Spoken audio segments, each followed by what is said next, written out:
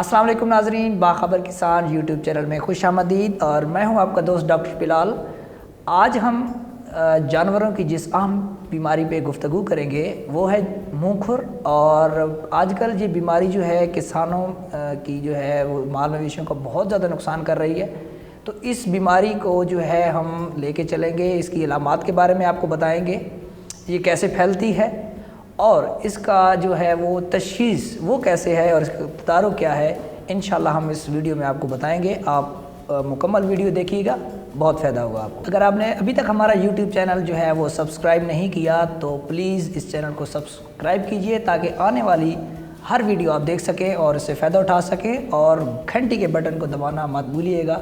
ये मुँह खुर की जो बीमारी है ये आम तौर पर जो बड़े जानवर हैं हमारे, जो कि गाय और भैंस हैं और खुर वाले जानवर, उनमें पाई जाती है। इस बीमारी का जो वाहिद हल है, जो वाहिद बचाव है वो है वैक्सीनेशन, जिसको आप हिफाजती टीका जात भी कहते हैं। सितंबर, अक्टूबर या मार्च के महीनों में इसकी वैक्सीनेशन जो है वो आपने करवानी है अपने जानवरों को, ताकि आपका जानवर आने वाली बीमारी से बच सके और आपके जो दूध की पैदावार है उसमें कमी ना हो।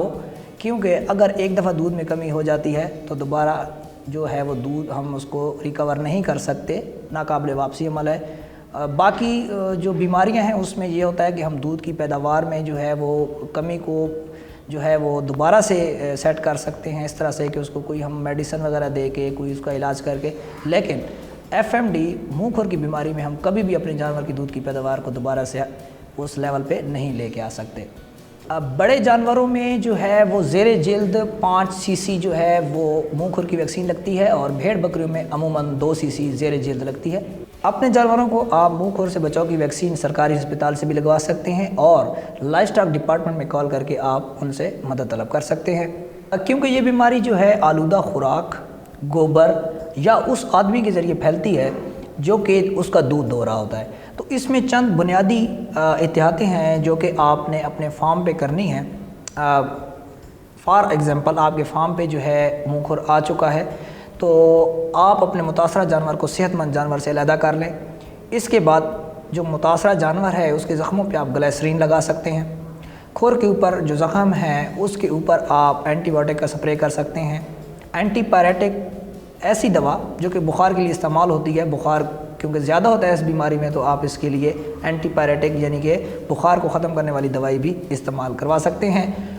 एक अच्छी एंटीबायोटिक का जो इस्तेमाल आप किसी भी मुस्तनद वेटनरी डॉक्टर से मशवरा करने के बाद इस्तेमाल करवा सकते हैं। अपने मवेशियों के मज़ीद मसाइल के हल के लिए बाखबर किसान की हेल्पलाइन पर रब्ता कीजिए। मज़ीद किसानों को मुँह खुर के नुकसान से बचाने के लिए इस वीडियो को ज़्यादा से ज़्यादा शेयर कीजिए। अगर आपको कोई भी सवाल हो तो कमेंट में ज़रूर पूछिए। अपना और अपने मवेशियों का रखिए ख्याल।